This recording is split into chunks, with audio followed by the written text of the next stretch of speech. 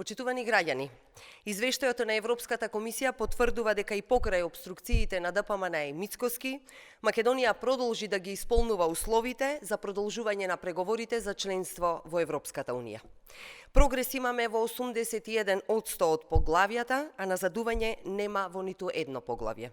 Во однос на подготвеност на поглавјата во 90% сме со соодветно ниво на подготвеност. Оценката за вкупната подготвеност на земјата за 2023 година е добро ниво на подготвеност, константа која е факт неколку години наназад. За разлика од катастрофалните извештаи во време на ДПМН за заробена држава, мешање на партијата и државата и бројни сегменти со назадување со години наназад, имаме драстичен напредок.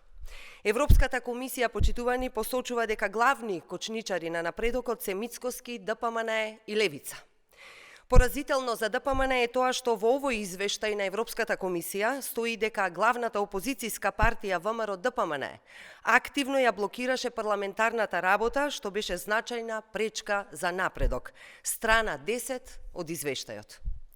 Почитувани, освен извештајот, многу значајно за нас е и објавениот план за раст на економиите на Западен Балкан од страна на Европската унија. За прв пат имаме резервирани пари за реформите, од кои 1 милијарда евра се на располагање за Северна Македонија. Сега може да користиме привилегии и можности од зачленувањето во Европската унија пред време, односно додека траат преговорите, како што баравме. До април 2024 година целта е да се направи прв трансфер на пари. Тоа значи дека ако продолжиме со реформите и со процесот на интеграција, првиот трансфер од новиот пакет ќе го имаме за 5 месеци од сега.